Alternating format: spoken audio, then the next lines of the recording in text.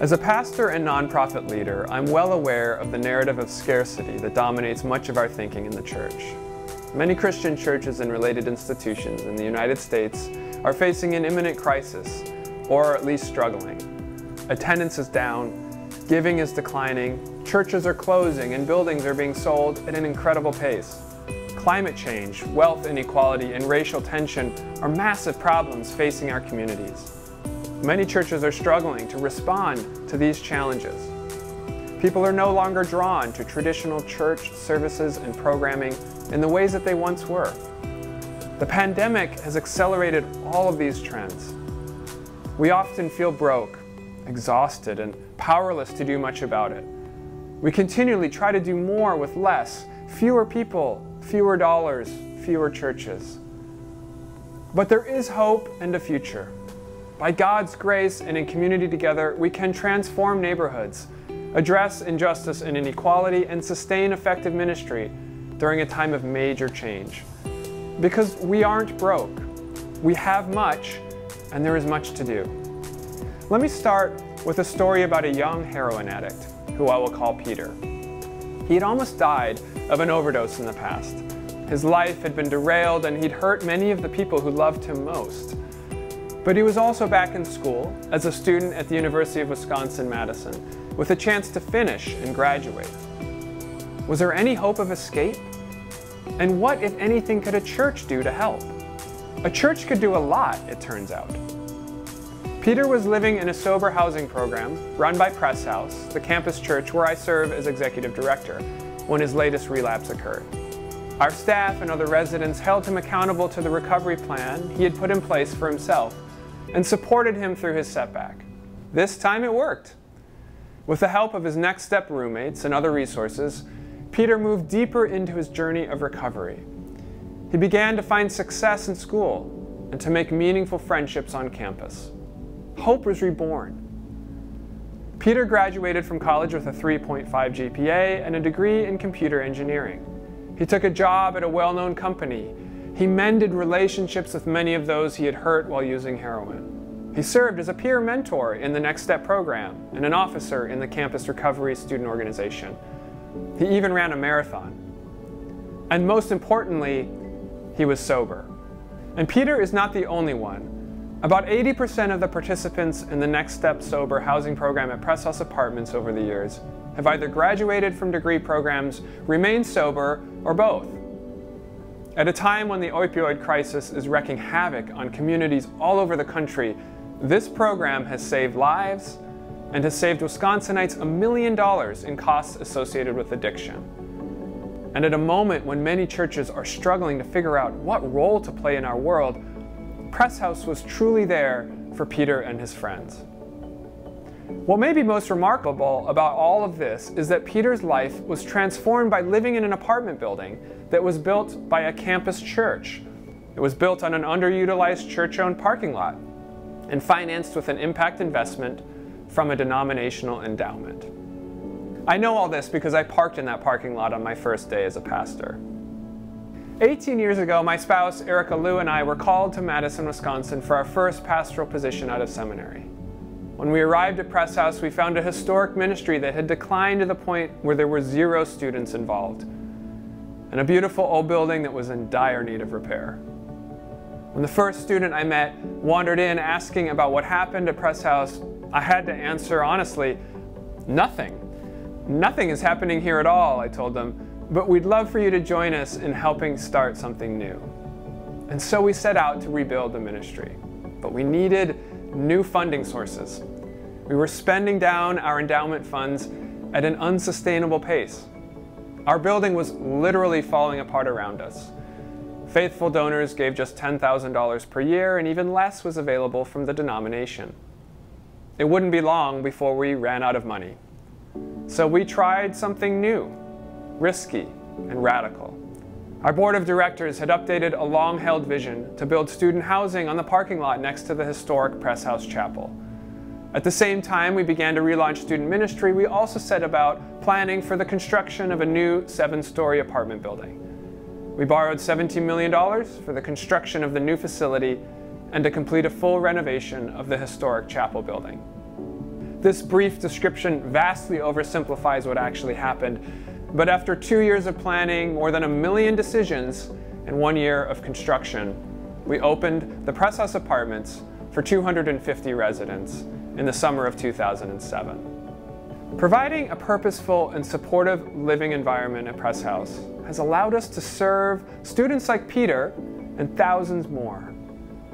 While Sunday worship is central to our mission, we've gone much deeper and wider with our ministry, transforming areas of students' lives that previously we were absent from. We now serve about 1,000 students and young adults each year through worship, large campus events, small groups, and intentional communities in the apartments. And we have found a sustainable way to pay for this work. While donor funds are still essential to accomplishing our mission, our earned income has completely changed the financial calculus and funded our growth. Because our overhead is covered by rental revenue, 100% of each donated dollar directly supports students. Our budget has grown from about $150,000 annually in 2004 to about $2.4 million today. Most powerfully of all, the mission outcomes and financial outcomes are intimately and fully integrated. Success in mission leads to success financially, and the reverse is also true. We've reconnected money to mission and mission to money. I'm not suggesting this exact model of development and investment can or should be replicated everywhere. Press House is just an example. But I invite us to expand our ecclesial and economic imagination. There is real potential to put the dynamic power of social enterprise to work alongside the sustaining fuel of church-owned capital assets for lasting innovation and transformation in our churches and communities. And these tools are available to us right now in the church today. We aren't broke. Our story at Press House highlights 3 opportunities that lie before us. First, many congregations are struggling to figure out how to fund their operation and mission. Participation and membership are in decline, which means budgets are shrinking even as costs of maintaining property rise. The financial model of the past, based on giving through an offering plate, is no longer sustainable in many settings. Some churches will experiment with and find new financial models. Others will have to sell or redevelop their property. By some estimates, $3.5 billion of church property will change ownership this year, and as many as 100,000 churches will be sold in the next few years. Second, congregations are trying to figure out what it means to even be a church today. Attendance is down almost everywhere, and it's never been a good way to measure impact anyway. The decline in participation does, however, indicate that people are not connecting with what congregations have traditionally done or offered. So what does it mean to be a transformative presence in a community today? Third, we are facing some very serious and complex problems in many of our communities. Our neighborhoods are dealing with opioid addiction, food insecurity, a lack of living wage jobs, the effects of climate change, and more. Self-reflective congregations are taking notice that their buildings are often built on land stolen from indigenous people, and much of the founding wealth in historic denominations was extracted through slavery. Churches are asking themselves, how do we be the church in the midst of these systemic and complex problems? The situation is not all doom and gloom, far from it. Thoughtful social enterprise using church-owned assets has the potential to address all 3 of these realities in a sustainable and mission-focused manner. Churches have enormous resources. We know how to build community and connect people. We know how to do community organizing, even if we don't call it that. Yes, many are shrinking, but we are still rich with wonderful, committed people that have a wide array of gifts and talents to offer. We draw upon beautiful, centuries-old traditions and have proven to be resilient during all manner of social change across the eras. We aren't broke. And we have very valuable property and investment assets. Even before the pandemic, most church buildings were in use less than 12% of the week, vastly underutilized.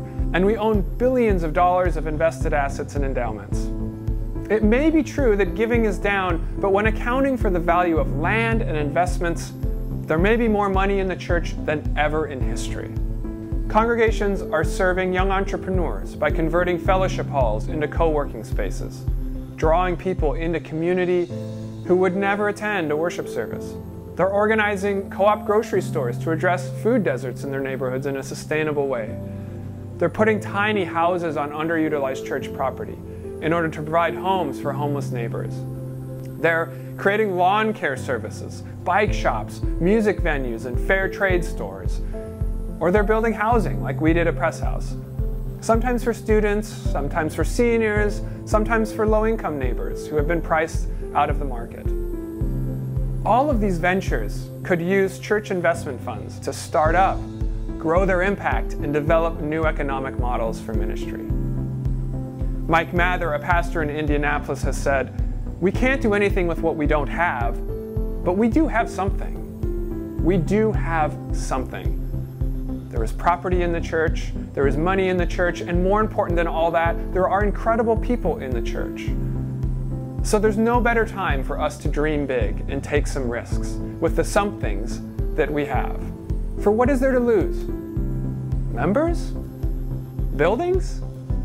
The old model has taken us well down that path already. Now is the time to dream big, to take risks, to trust God and each other. Now is the time to try something new in new ways with the abundance of resources available to us.